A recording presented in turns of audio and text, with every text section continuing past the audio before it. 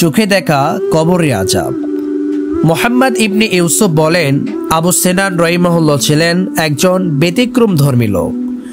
বাইতুল মাকদিসের পাহাড়ে পাহাড়ে তিনি ঘুরে বেড়াতেন। তিনি বর্ণনা করেন, একবার আমি এক লোকের কাছে মেহমান হলে তিনি বললেন, আমাদের এক প্রতিবেশী ভাই মারা গিয়েছে, চলুন আমরা তাকে সান্ত্বনা দিয়ে আসি।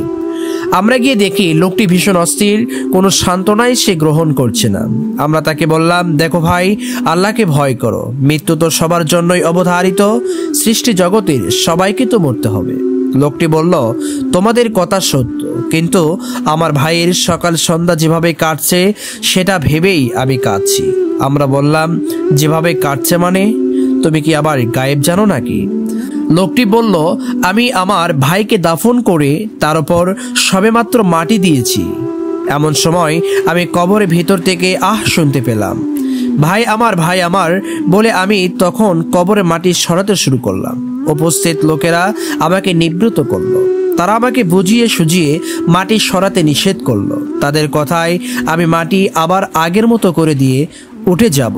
এমন সময় আমি আবারও শুনতে পেয়ে মাটি সরাতে শুরু করলে লোকেরা পুনরায় আমাকে নিবৃত্ত করলো। এভাবে 3 বার একই ঘটনা ঘটলে আমি বললাম, এবার আমি মাটি সরাবই। মাটি সরিয়ে আমি দেখতে পেলাম আমার ভাই আগুনের বেড়া দিয়ে পরিবেষ্টিত, তার উপর দাউ দাউ করে জ্বলছে আগুন। আমি হাত দিয়ে সে আগুন সরাতে যেতেই আমার হাতের 4টি আঙুল নিমিষেই জ্বলে খসে পড়ল। এই বলে লোকটি তার হাত বের করে দেখালো। আবু সিনান রাহিমাহুল্লাহ বলেন, আমি তখন ইমাম আউজাইর কাছে গেলাম। পূর্ণ ঘটনা তাকে শুনিয়ে বললাম, ইহুদি, খ্রিস্টান আর কাফেররা মারা গেলে তো এমনটা দেখা যায় না, একজন মুসলমানের মৃত্যুর পর এমনটা দেখা গেল কেন? তিনি বললেন, কাফেররা তো নিশ্চিতভাবে জাহান্নামে, তবে মুসলমানদের ক্ষেত্রে আল্লাহ হয়তো আমাদের শিক্ষাদানের উদ্দেশ্যে এমনটা করেছেন।